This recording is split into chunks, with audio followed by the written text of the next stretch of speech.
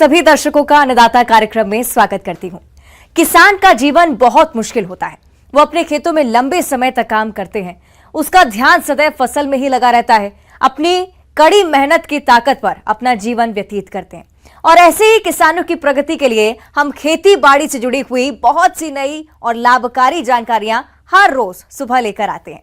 तो चलिए कार्यक्रम शुरू करते हैं। पहले देखते हैं क्या है आज के अन्नदाता में। गेंदा की फसल को कीट और रोगों से बचाने के उपाय।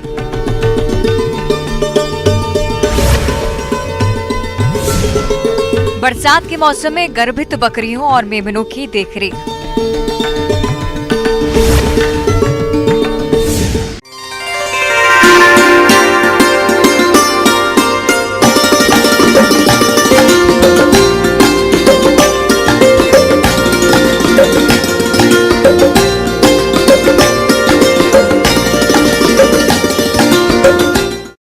प्रदेश के जिन किसान भाइयों ने गेंदा की खेती की है, उनकी फसल में इस समय कुछ कीटों और रोगों का प्रकोप दिखाई दे रहा है।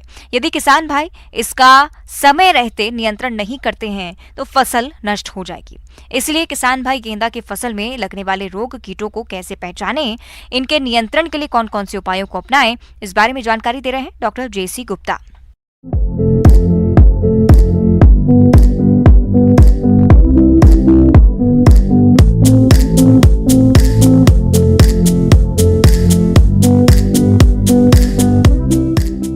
फूलों की फसल में गेंदा हमारे देश में बहुत अधिक मात्रा में किसान भाई लेते हैं। गेंदे की फूलों का अच्छा उत्पादन लेने के लिए इसमें कीट एवं रोग व्याधियों का नियंत्रण करना भी बहुत आवश्यक है। गेंदे के फूल और पत्तियों में कई तरह के औषधीय गुण पाए जाते हैं, इसलिए गेंदे के पौधों में रोग और कीटों का प्रकोप अन्य फूलों की तुलना में कम होता है। लेकिन फिर भी कुछ ऐसे रोग और कीट हैं जिससे गेंदे के पौधे प्रभावित हो जाते हैं।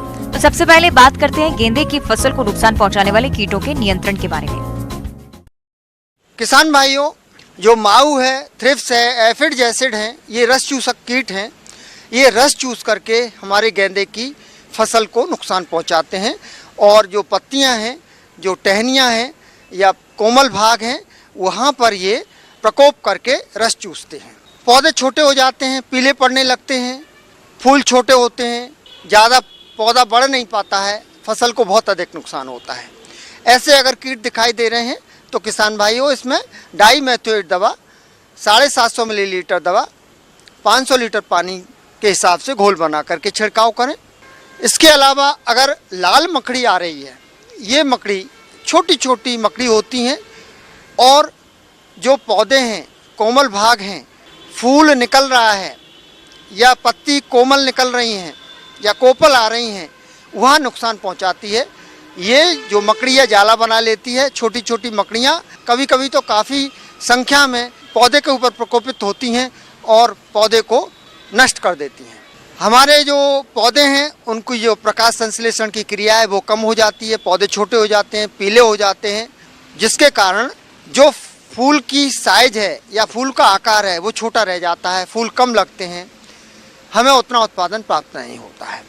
किसान भाइयों, अगर इस तरह का कीट आ रहा है तो ओमाइट करके एक दवा आती है, ओमाइट नाम की दवा।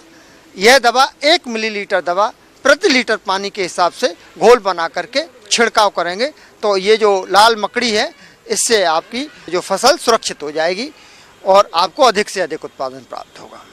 इसी प्रकार गेंदे की जो फसल है उसमें एक इल्ली आती है जो फूल लगने के पहले फूल वाला भाग है वहाँ पर नुकसान पहुँचाती है, उसको खाती है और खाने के बाद में आगे बढ़ जाती है। जब फूल खिलते हैं, उनकी कलियाँ निकलती हैं, उनको भी ये खाती है।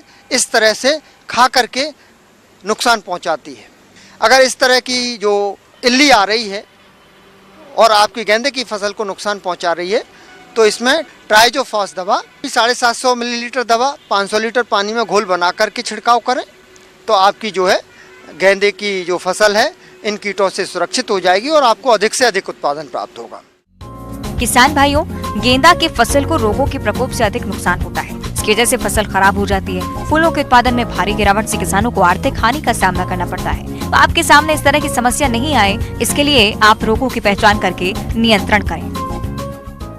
इसमें प्रमुख रूप से एक रोग आता है जिसे हम कहते हैं पत्ती धब्बा रोग। पत्ती धब्बा रोग, इसमें गोल गोल धब्बे, भूरे रंग के, गहरे भूरे रंग के धब्बे पत्तियों पर बनते हैं और धीरे धीरे ये धब्बे आगे बढ़ते जाते हैं, पूरे पौधे पर दिखाई देने लगते हैं और गेंदे की फसल को काफ़ी नुकसान होता है। ये फफूंद जनित रोग गेंदे में कई बार देखने को मिलता है। किसान भाइयों, अगर इस प्रकार का रोग दिखाई दे रहा है तो मैनकोजेब दवा 3 ग्राम दवा प्रति लीटर पानी के हिसाब से घोल बना करके छिड़काव करें। इसके अलावा किसान भाइयों, भभूतिया रोग यानी चूर्णिल आश्रिता नाम के रोग की आशंका हो जाती है और कभी कभी यह रोग आ भी जाता है। तो गेंदे में अगर चूर्णिल आश्रिता नाम का रोग आ रहा है, इसके लक्षण पूरे पौधे पर दिखाई देते हैं। धीरे धीरे पत्तियों पर छोटे छोटे सफ़ेद सफ़ेद धूल जैसे सफ़ेद रंग के या पाउडर जैसे या चूने के जैसे आकार के लक्षण दिखाई देते हैं। धीरे धीरे आगे बढ़ते हैं और पूरी पत्ती को कवर कर लेते हैं और टहनियों पर या तने पर भी चले जाते हैं और पूरे पौधे को रोगग्रस्त कर देते हैं। पूरा पौधा दूर से सफ़ेद दिखाई देने लगता है। घुलनशील गंधक ले लें।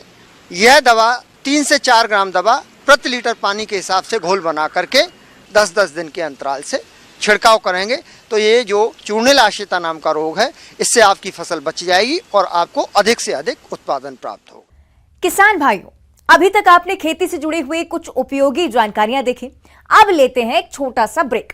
जल्दी लौटेंगे और कार्यक्रम में आगे भी हैं खेती बाड़ी से जुड़ी महत्वपूर्ण जानकारियां, तो बने रहिए हमारे साथ।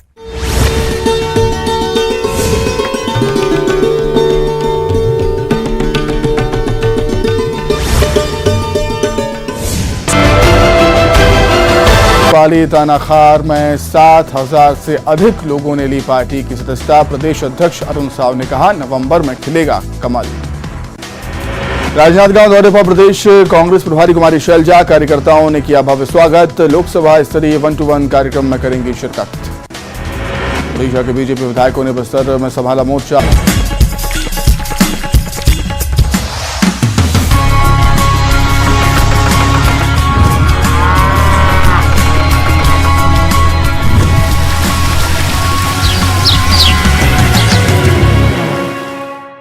ब्रेक के बाद आप सभी दर्शकों का अन्नदाता में स्वागत है। चलिए अब रुक करते हैं अगली कड़ी की ओर।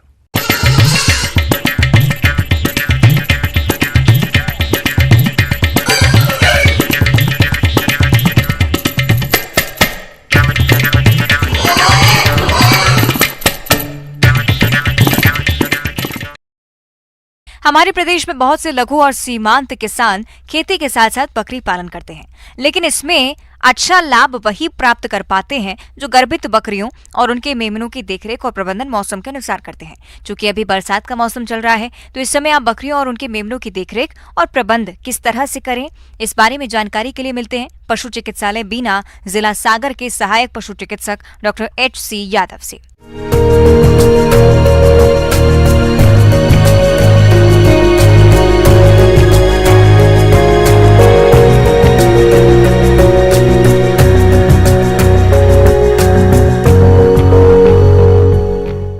तो चूंकि बकरी बच्चे को भी पाल रही है एवं शरीर को भी, उसको अपने को शरीर को भी मेंटेन करना है, तो इस हिसाब से जो बकरी को अपन खान पान दे रहे हैं, जो पशु आहार दे रहे हैं, उसमें 25% पशु आहार और एक्स्ट्रा अपनी गाभिन बकरी के लिए हमें और बढ़ा देना चाहिए, ताकि जो बच्चा देने वाली है वो स्वस्थ बच्चा जन सके।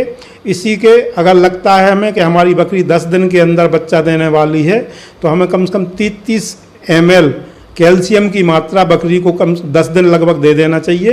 बड़े आराम से ब्याएगी और जो जीर्ण गिरने की समस्या होती है, प्रोलेप्स होने की समस्या होती है, ये भी नहीं होती है। और कोशिश ये होना चाहिए कि बकरी हमारी शेड में ही रहे एवं जो शेड के बाहर जो हमने जो बाड़ा बनाया है, बाड़े में रहे। बाड़े की व्यवस्था भी यही हो कि बाड़े में किसी भी तरह से गीलापन ना हो, बकरी के पैर गीले ना हो, और बाड़े में घूम लें, 2 दिन में बाड़े में घूम लें, और बरसात अगर होती है तो उसको पुनः शेड में कर दिया जाए। यही व्यवस्था हमें मुख्य रूप से इस समय बरसात के समय में देखना चाहिए। किसान भाइयों, बकरियों की प्रजनन क्षमता बहुत होती है। बकरी करीबन 1.5 साल की उम्र में ही बच्चा प्रजनन करने की क्षमता रखती है और 6 से 7 महीनों के अंदर उनका जन्म हो जाता है। एक बकरी एक बार में 2 से 3 या कभी-कभी उससे अधिक बच्चे भी पैदा करती है, लेकिन इनके नवजात मेमनों की उचित देखरेख नहीं करने पर मृत्यु दर बढ़ जाती है। किसान भाइयों, अब हमारी बकरी के ब्याने की बात आती है। जिस दिन हमारी बकरी बच्चा देती है, हम उस बकरी के आसपास रहें। बच्चा देने के बाद हम देखते हैं कि बच्चा बिल्कुल सुस्त रूप से रहता है, तो हम सबसे पहले ध्यान दें कि बच्चे के नाक में अगर कोई सलावा, मुंह में कोई सलावा भरा है तो उसको साफ कर दें। बच्चे के सलाइवा को साफ करने के बाद थोड़ा पेट को हल्का हल्का सा दबा दें, ताकि बच्चे सांस लेने में शुरू हो जाए और सांस लेना उसका रेगुलर चालू हो जाए। तो हल्का दबाने से फेफड़े एक्टिव होते हैं और बच्चा सांस लेने लगता है बड़े आराम से। सलाइवा मुंह से और नाक से निकालने के बाद फिर बात आती है बच्चे की नाभ की।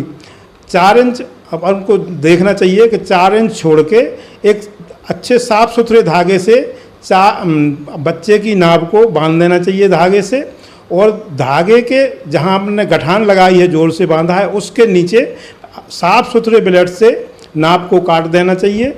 ये इसलिए ज़रूरी है क्योंकि बच्चे छोटे होते हैं, उनको किसी भी प्रकार के कुत्ते बिल्ली पास में आ जाते हैं या कुछ भी है तो वो पहले नाभ को ही देखते हैं। नाभ बकरी भी चाटते समय नाभ को ही चाटती है, तो बकरी की बच्चे की नाभ में घाव बन जाते हैं, इससे बहुत तकलीफ होती है। तो हमारी कोशिश हो कि नाभ को हम पहले से ही काट दें। नाभ को काटने के बाद पीपी लोशन, टिंचर आयोडीन से उसको सील कर दें, ताकि उसमें किसी भी तरह का इन्फेक्शन ना लगे। प्रायः देखा गया है कि हम बच्चे को दूध पिलाने में बहुत देरी कर देते हैं, तो कोशिश ये होना चाहिए कि बच्चा जन्मने के बाद उसको आधे घंटे के अंदर उसी माँ का दूध उसको मिल जाए, पहला दूध मिल जाए। इससे उसको बहुत सारी ताकत बच्चे को मिल जाती है और बच्चे का पेट भी समय से साफ हो जाता है।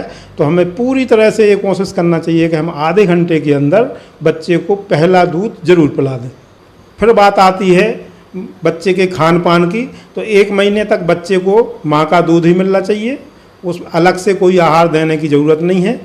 इसी व्यवस्था की तरह 1 महीने के बाद थोड़ा बच्चे को अपन चाहें तो हरी पत्तियाँ खिलाने की आदत डाल सकते हैं, हरी मुलायम पत्तियाँ उनको खिलाना शुरू कर सकते हैं। 1 सप्ताह के बाद में मेमनों को दूध पिलाने का समय दिन में 3 बार निर्धारित कर देना चाहिए और शुरुआती दाना देना शुरू कर देना चाहिए, जिसे क्रीपर राशन कहते हैं।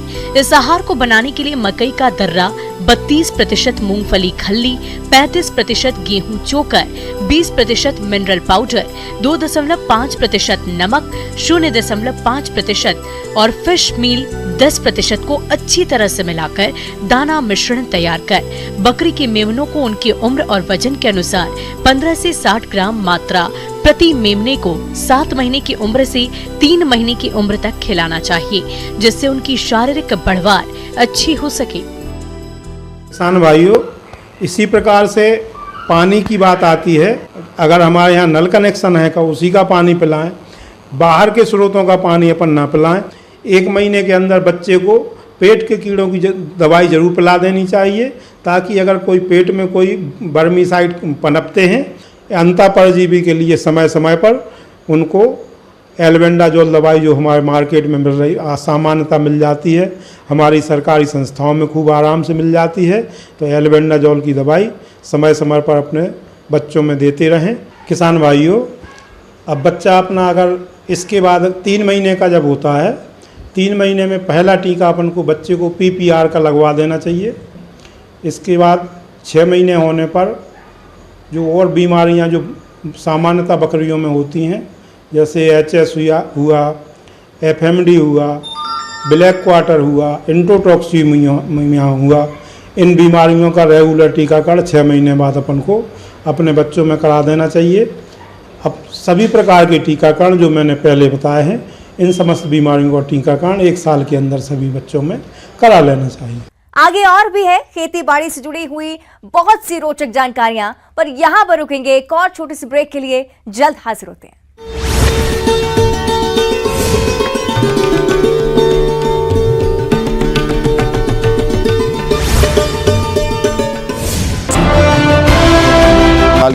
रिपोर्ट और देवगढ़ के विधायकों ने डाला डेरा। न्यायधानी में डबल मर्डर से सनसनी, गैंगवार में 2 युवकों की हत्या, पुलिस ने 6 आरोपियों को किया गिरफ्तार। बिलासपुर के सक्रिय तहसील ऑफिस के बाहर वकीलों का धरना, बैठने की व्यवस्था नहीं होने पर जताई नाराजगी।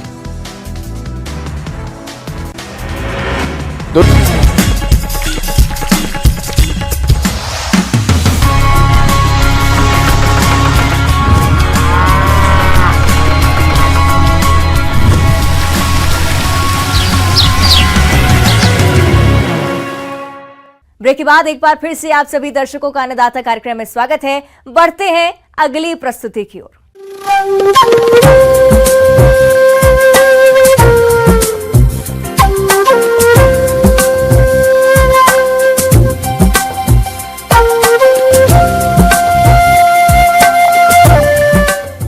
मौसम के अनुसार प्रबंधनों पर ही टिकी है आपकी खेती-बाड़ी, इसलिए मौसम पूर्वानुमान और उस पर आधारित साप्ताहिक कृषि सलाह इस प्रकार है।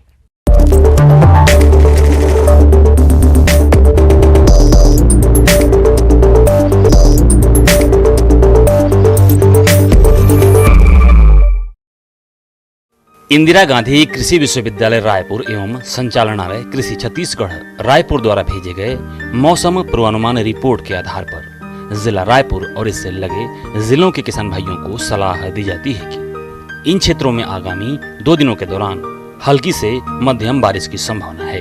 अधिकतम तापमान 30 डिग्री सेल्सियस और न्यूनतम तापमान 25 डिग्री सेल्सियस रहने का अनुमान है। इन 2 दिनों के दौरान हवा की औसत गति 5 से 7 किलोमीटर प्रति घंटे की रफ्तार से रहेगी। हवाएं पश्चिम दिशा से चलेंगी। ऐसे में इन क्षेत्रों के किसान भाइयों को सलाह दी जाती है कि देर से रोपा किए गए धान की 20 से 25 दिन की अवस्था वाली फसल में खरपतवार नियंत्रण के लिए बिस्पायरिबेक सोडियम सक्रिय तत्व की 250 मिलीलीटर मात्रा प्रति हेक्टेयर या फिनक्साप्राप पी इथाइल सक्रिय तत्व 625 मिलीलीटर प्रति हेक्टेयर छिड़काव करें। जहां धान की फसल कण से निकलने की अवस्था में हो वहां नाइट्रोजन की दूसरी मात्रा का छिड़काव करें, जिससे कंसे की स्थिति में सुधार आएगा। फसल में कीट या खरपतवार होने की स्थिति में दोनों के नियंत्रण के बाद नाइट्रोजन का छिड़काव करें। जिन स्थानों पर सोयाबीन की फसल में गर्डल बिटल का प्रकोप शुरू हो गया है वहां पर थायोक्लोप्रिड 21.7 SC की 750 मिलीलीटर मात्रा प्रति हेक्टेयर की दर से छिड़काव करें।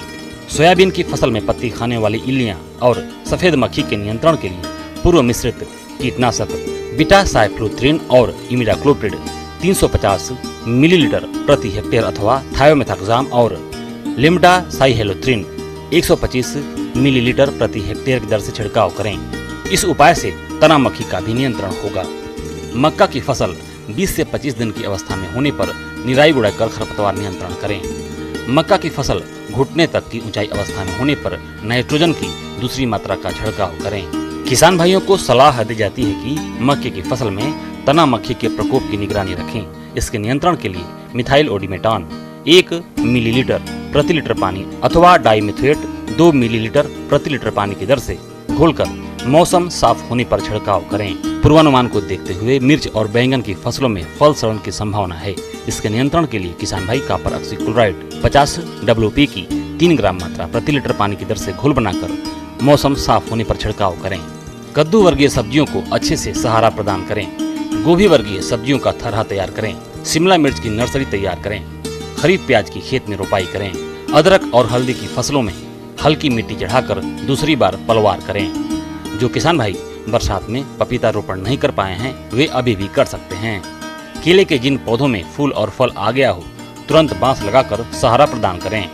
पशुओं के शरीर पर बाह्य कृमि जैसे किलनी होने पर उन्हें निकालकर फेंक देवें। साथ ही बचाव के लिए आइवरमेक्टिन नामक दवा स्प्रे करें। अच्छे स्वास्थ्य एवं दूध उत्पादन बनाए रखने और बीमारियों से बचाव के लिए पशु बाड़े में मक्खी और मच्छरों के नियंत्रण के उपाय करें। पशु बाड़े के आसपास उगी झाड़ियों गाजर घास को उखाड़कर फेंक दें एवं गड्ढों में भर दें ताकि मच्छर न पनपने पाएं। 4 माह से अधिक उम्र की बकरियों को गोट प्लेग यानी कि PPR रोग से बचाव के लिए टीकाकरण करवाएं। मुर्गियों को रानी खेत बीमारी से बचाने के लिए पहला टीका F1 7 दिनों के अंदर और दूसरा टीका R2B 8 सप्ताह की उम्र में लगवाएं। पशुओं को गीले और पानी भरे स्थानों पर न चराएं। गलघोटू एवं लंगड़ी रोग से बचाव के लिए मवेशियों को टीकाकरण करवाएं। मधुमक्खी पालकों को मधुमक्खियों के लिए कृत्रिम भोजन एक संबंधी एक शक्कर और पानी का घोल बनाकर भोजन पात्र में आवश्यकता अनुसार दें। ततैया दिखाई देने पर ततैया का नियंत्रण करें।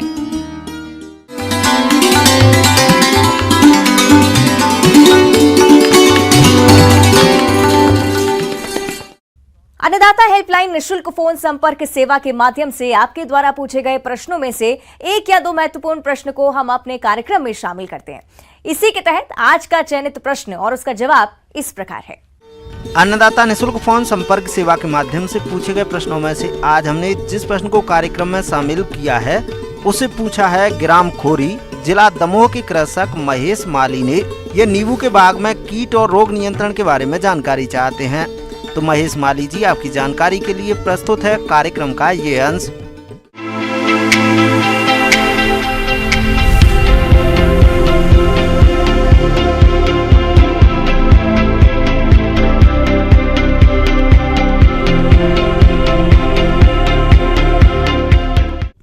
नमस्कार किसान भाइयों, बारिश का जो ऋतु, इस ऋतु में जो नींबू वर्गीय जो पौधे हैं उनमें सबसे ज़्यादा समस्या आती है वो कैंकर रोग की आती है। कैंकर एक ऐसा रोग है जो पत्ती, तने, नींबू का जो फल होता है उस पे जो धब्बे बन जाते हैं और वो ये इन तीनों भागों को नुकसान पहुंचाता है। बागवान भाइयों, आज के समय में नींबू का बाग भी कीट और रोगों के प्रकोप से अछूता नहीं है, लेकिन जो बागवान समय पर इनकी सही पहचान कर नियंत्रण कर लेते हैं वे नींबू के बाग से अधिक फलोत्पादन लेकर माला माल हो जाते हैं। तो सबसे पहले जानते हैं नींबू के बाग में लगने वाले रोगों में कैंकर के बारे में। नींबू का कैंकर रोग मुख्यतः नींबू की पत्तियों, टहनियों एवं फलों को प्रभावित करता है। भागों में छोटे छोटे पीले धब्बे बनते हैं जो बाद में भूरे एवं खुरदुरे हो जाते हैं, जिससे पत्तियां भोजन नहीं बना पाती और फलों को क्वालिटी खराब हो जाती है और ऐसे फलों का बाजार में कोई मूल्य नहीं मिलता है। किसान भाइयों, किसी रोग का सही नियंत्रण करने के लिए सबसे पहले उसकी सही पहचान होना जरूरी है, तभी आप सही दवा को लेकर छिड़काव करके नियंत्रण कर पाएंगे। तो चलिए जानते हैं नींबू में लगने वाले रोग की रोकथाम के बारे में। इसकी पहचान के लक्षण हैं, जो कैंकर के जो धब्बे होते हैं वो भूरे मटमेले रंग के होते हैं और चारों उभरे हुए होते हैं तथा चारों तरफ से वो पीले रंग के आवरण से वो घिरे हुए होते हैं। तो इस रोग के प्रबंधन के लिए किसान भाई है वो कॉपर ऑक्सीक्लोराइड 3 ग्राम, साथ में एंटीबायोटिक जैसे कसुगामाइसिन 1 मिली प्रति लीटर के हिसाब से वो है उसका मिश्रण बना के है वो जो है उसका छिड़काव किया जा सकता है। तो ये एक जो बैक्टीरियल डिजीज़ है उसका प्रबंधन है किसान भाई है आसानी से कर सकते हैं। जो कीट है या बीमारियां हैं उनमें सबसे प्रमुख है नींबू वर्गीय जो पौधे होते हैं उसमें थ्रिप्स एक छोटा रस चूसने वाला कीड़ा होता है जो पत्तियों का रस चूस के है वो नुकसान पहुंचाता है। तो इस कीट के प्रबंधन के लिए किसान भाई है वो फिप्रोनिल 5 SC 1 ml प्रति लीटर के हिसाब से घोल बना के वो छिड़काव कर सकते हैं। इसके अलावा अन्य जो कीट हैं उसमें है लीफ माइनर या पर्णसुरंगी की कीट बोलते हैं। पर्णसुरंगी की कीट है वो पत्तियों के अंदर अपने अंडे देता है, उससे उसका जो लार्वा निकल के है वो पत्तियों के अंदर सुराग बनाता है। तो उससे जो पत्तियां हैं वो सिल्वर के रंग की हो जाती है और उसका जो क्लोरोफिल है या हर्ट लेवल का वो खत्म हो जाता है, जिससे उसके प्रकाश संश्लेषण की जो क्षमता है वो कम हो जाती है और कई बार जो अधिक प्रकोप होता है तो उससे पत्तियां वो गिर भी जाती है। तो इस कीट के प्रबंधन के लिए किसान भाई फिप्रोनिल 5 जो SC है 1 ml प्रति लीटर के हिसाब से या लेमड़ा साई हेलोथ्रीन है 1 ml प्रति लीटर के हिसाब से जो है घोल बना के है उसका स्प्रे है वो किया जा सकता है। नींबू की तितली, यह कीट सूढ़ी अवस्था में पत्तियों को खाकर पौधों को नुकसान पहुंचाती हैं। एक वर्ष में इस कीट की 3 से 5 पीढ़ियां पाई जाती हैं, जो कि हर समय अधिक सक्रिय रहती हैं। वही इस कीट से अधिक प्रभावित पत्तियों एवं शाखाओं को तोड़कर नष्ट कर देना चाहिए। वो है लेमन बटरफ्लाई। लेमन बटरफ्लाई है वो एक दिखने में खूबसूरत एक तितली होती है जो अंडे देती है, उससे उसके एक हरे रंग की जो लट पैदा होती है। प्रारंभ में वो लट है वो काले भूरे व सफ़ेद रंग की होती है और मटमेला रंग ली हुई होती है। तो वो जो पत्तियों को कुतर के वो नुकसान पहुंचाती है। बाद में उस जो लट है उसका रंग है वो परिवर्तित हो जाता है और वो दिखने में हरे रंग की हो जाती है तथा आकार में भी वो मोटी हो जाती है। तो ये जो कीट की अवस्थाएँ हैं वो पत्तियों को कुतर के है वो पत्तियां खा जाती है, जिससे अगर कीट का प्रकोप अगर कई बार बहुत ज़्यादा होता है तो पूरे जो नींबू की पत्तियां हैं वो भी ये कीट है वो खा जाता है। तो इस कीट के प्रबंधन के लिए किसान भाई है वो नीम ऑयल का भी इस्तेमाल कर सकते हैं। नीम ऑयल है वो 5 ml प्रति लीटर के हिसाब से छिड़काव कर सकते हैं, या जो प्रोफेनोफोस है, प्रोफेनोफोस 1 ml प्रति लीटर के हिसाब से है उसका भी छिड़काव किया जा सकता है, या क्यूनालफोस 1 ml प्रति लीटर के हिसाब से उसका भी है वो छिड़काव किया जा सकता है।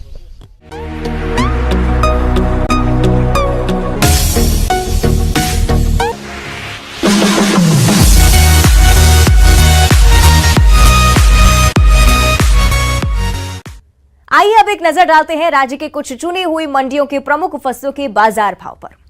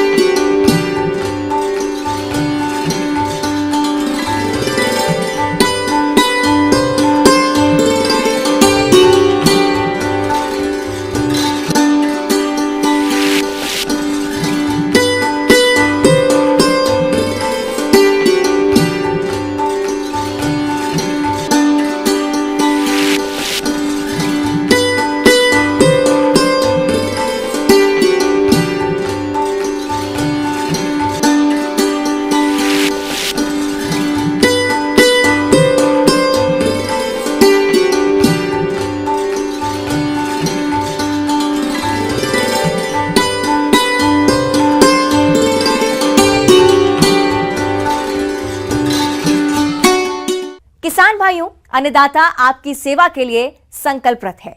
कृषि संबंधित समस्या और सुझावों के लिए आप हमें इस पते पर संपर्क कर सकते हैं। प्रोड्यूसर अन्नदाता news 18 Madhya Pradesh Chhattisgarh, Ramoji film city, Hyderabad 501512। साथ ही आप हमें